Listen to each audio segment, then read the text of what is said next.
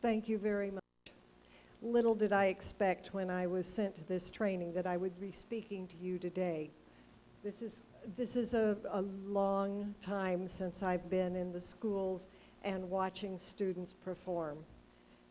It opens a part of my heart that makes me wish I was right back then there in the schools working with the students again. There was a very wonderful man who was president of Harvard University from about 1869 to 1909, Charles William Eliot. He said, "The library is the heart of the university."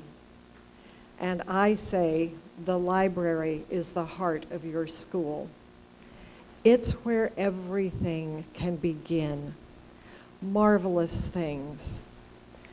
I spent 15 years in the city schools in Salt Lake, and I miss those days. I may not miss administrators too much, but I certainly miss the students. They were the light of my life. When I worked in the schools, I knew about the research that said if there was a good school library program, that it would be important and it would help students to achieve great success. And it was frustrating as a school librarian to know the skills, to want to teach those skills, to want to engage students in something that is so exciting, to want to move them to feats of research. I really have to say that the best things that ever happened to me came through collaboration with a teacher. And I was so glad to meet the social studies people here today, because that teacher was not an English teacher where you would expect to have the support of the English teachers. After all, they always want book reports, don't they? And so this history teacher came to me one day and wanted my help. He wanted to have a school history fair. Oh, the idea of holding a school history fair, well, you all know what science fairs are. You know, the kids do a little project and it sits out there in the gym and everybody wanders past and they make appropriate comments, but nothing much happens with it. Let me tell you about a little bit of the fear that was in me and yet the excitement at that time when he mentioned it to me. Glendale Middle School is a Form 1, Form 2 level school. The students in this school, 70% or more come from low-income families. 80% or more are minority students, and a very diverse minority at that. About 40% plus were Hispanic. About 30% plus Pacific Islanders. You had to know how to say, "Would your parents like your behavior in Tongan?" Because that made sure that the students snapped to attention, because if you could speak Tongan, even that one phrase, they weren't sure if you could talk to mom or not. And so we had about 3% black, about 3% Hispanic, and 3% Native American. Those students that can't talk to you directly, they always look at the floor. To show respect, their voices go down. And you never ever point the finger and say, "You need to be paying attention." Oh, the worst thing that you could do. So you had to know how to handle the diversity. But with 80% plus minorities, that also meant that about 60% plus of our students were English as a second language. Reading skills, oh, you would be sad. The average reading level of those Form 1, Form 2 students was standard 2 or lower. And he wanted a history fair. But this was an opportunity to get behind the program that I so dearly love. Information literacy, absolutely. Big Six skills, fabulous. But the whole thing was research. The ability to find things, because if I could give them that ability to find things, I was giving them a life skill. And so they came. The students were not enthusiastic. And as I started the class, I said, using my good big six skills. Why are you here today? We have to do research. What's the project on? What's it for? It's a history fair.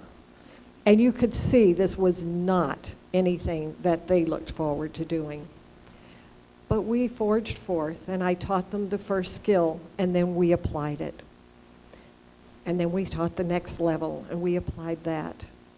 And we talked to the student, what's your project about? How are you going to show your evidence? Because a history fair generally has an overall topic, something like inventions and inventors, impact and change, or migration. A wide open topic that if they can relate that, what they want to do to that topic, it's fair game. And so these students came up with some projects. Some sat back, I don't know what to do. I haven't got any ideas. And so we tried to suggest things to them. What are you interested in? What do you like? Where are your parents from? How did you get here? All sorts of things. And eventually they'd find a topic and start the research. As they experienced success using those skills, the enthusiasm started to build, and miracles happened in that school. Students that before you could not get to do homework or schoolwork were hurrying to finish their assignments in other classes. Oh, please, here's my work. Can I go down to the library? I need to work on my history fair. And what do you think those other teachers thought? You want out of my science class? You're going somewhere and meet your friends. You're not planning on working. Until they came to the library and they saw the students researching on the internet, printing pictures, mounting them. There were refrigerator boxes all over the library because that's what we used, and when your parents don't have much money, you use what you can get. And that's what they used to make their display boards. They saw a not-so-quiet library, but one that was a beehive of activity. And they quietly went back to class, and if a student wanted to come work on history fair, there was no question. Other students in the school would come in, and other faculty, what's going on in this library? And they'd look at what was happening, and they'd wander around, and if students were in there, they'd talk to them about their project, and the students were excited to share what they had learned. And they were excited to tell why they were doing certain things. That first year, we had some pretty good projects, and the teacher looked at me and he said, I think I'm going to take some of them to regionals. This was never part of the plan. And so we sat down and went over the projects that he had selected with the students, and we applied that sixth step of the Big Six to evaluate the product and the process. We talked about what had worked well for them, what hadn't worked, how could they improve on their project. And the students threw away the first effort. That was their rough draft. And they started all over again, and there was no grumbling. Can you imagine? No grumbling. And they worked, but the school hours weren't quite long enough anymore. And the school library wasn't quite sufficient for them. I need to get to the University of Utah. I need to go to Brigham Young University. That's 30 miles away. But my parents can't take me, or my mom can't take me. How am I going to get there? Field trips to other libraries. They reached out across the community. Oh, I'm doing a project on Ellis Island. Maybe the people at the Family History Library downtown can help me. They have Ellis Island records. Maybe they know some people that came through Ellis Island. Imagine the shock of the poor custodian at our school one day when he stopped in to see why the library was such a mess and found two students doing a project on Ellis Island. Oh, he said, I went through Ellis Island as a kid. He was immediately cornered. They were going to interview him. They wanted to know about his experience. This was a primary source, and primary sources in Utah were pretty hard to come by. Everyone got involved.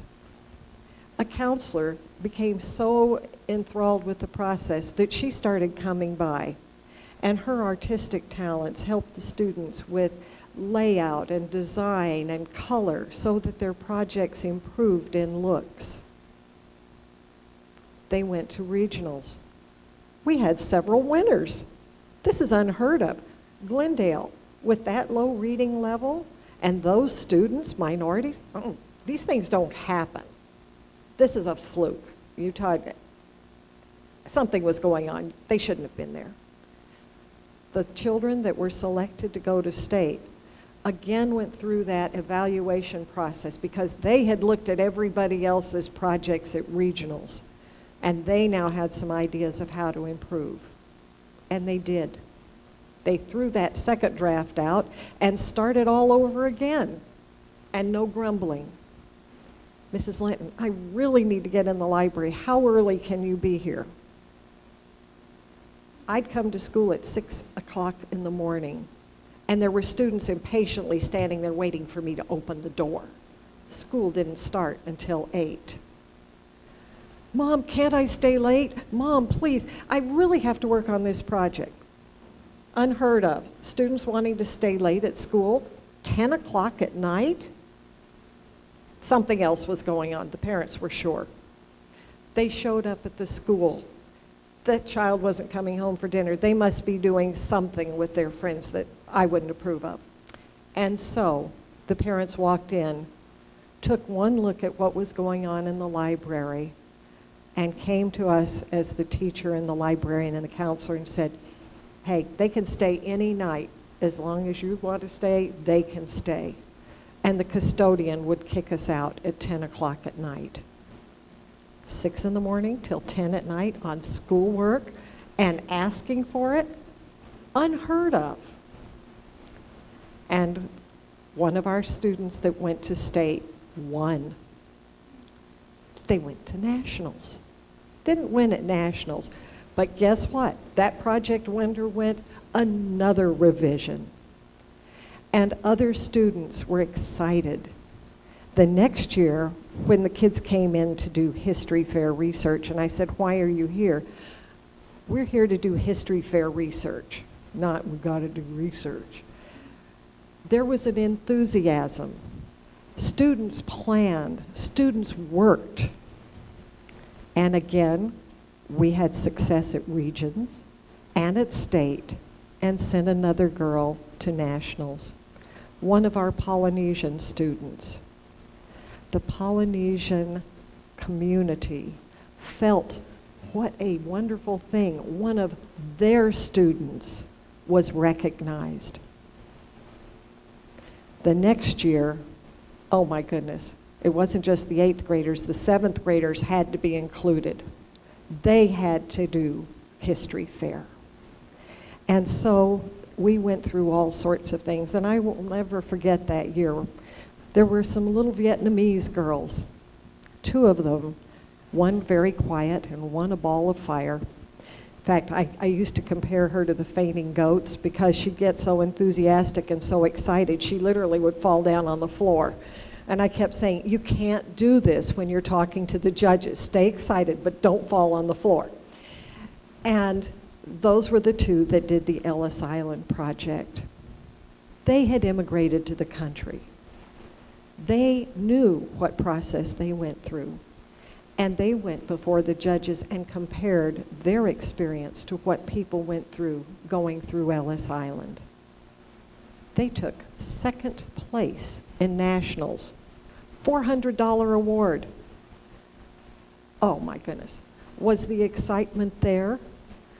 People could not believe it. In fact, it started after about the first year as we'd come back from regionals or state. Students would still be on the campus. Even the principal didn't go home early that day because they wanted to know immediately, how did we do? Not how did they do, how did we do? Because it was school pride. The 3rd little Vietnamese girl had done her own separate project. Quan Tu was her name, and she was quiet, an extremely quiet student. And her project was on the Japanese American internment camps. She had found out a judge in Salt Lake had been in that internment camp. Another man's wife had been in that internment camp, and she interviewed them. Her project was gorgeous, one of those refrigerator box things. At the end of the competition at state, she placed third. You don't go to nationals if you place third. She was so mad at herself. She needed to know what she needed to do better because next year she was going to nationals and there was no question about it. The Japanese American League of Salt Lake found out about her project. They took a look at it. Can we borrow that for our Heritage Week? And they borrowed it every year, and as it started to get a little shop worn, can we buy it? We don't want anything to happen to this project. And they paid $100 to get her school project. That's not too bad, not for a 7th grader. And they called on her to be the feature speaker at a teacher workshop that they were having about the internment camps. A 7th grader talking to teachers about her research. The next year, Kwantu was set, and she did go to nationals, and her project was fabulous. Her bibliography had 270 sources in it. An annotated, yes, 270. And the biggest shock was, of those 270, 200 were primary resources. Teachers around the state were asking for copies of her bibliography because they wanted that so they could go back and show their students how to do it the right way. She won 14th place at nationals. This is another student, 5 years, English as a second language. Our history teacher won Teacher of the Year for history teacher because of the success he had had with the minority students. Did it stop there? No. Parents came into the library when their students were graduating 8th grade, and they made sure to tell me, we want you in our child's life from now on, not just while they were here, but from now on. You're an influence we don't want to lose. Oh, what does that do for me as a librarian? Would I have done anything I could for my kids that wanted history fair? You better believe it. If the custodians had let us stay, I'd have been there till 11 o'clock at night. My poor family had to get on by themselves. But the kids got into a shock situation. They went on to high school, determined to go back to history fair again, only to find out that the high school did not have history fair competition. They were irate. They came back and they said, they don't have a competition. Is there any way that I can work with you so I can compete next year? That's moving students to feats of research. That is one of the most cherished things that happened to me. I hope that as school librarians, you have that experience too, to move students to feats of research. Think of unusual things. Get a partnership, a collaboration with someone, and see if there isn't something you can start. Maybe it'll be just a history fair for your school, but who knows, it might spread. For those of you that are not librarians, support your school librarian. Help them. Give them opportunities to apply those skills and teach those skills with your students, those lifelong skills. My students may never do anything with history again, but the research skills will last them a lifetime. Truly make your school library the heart of your school. Thank you.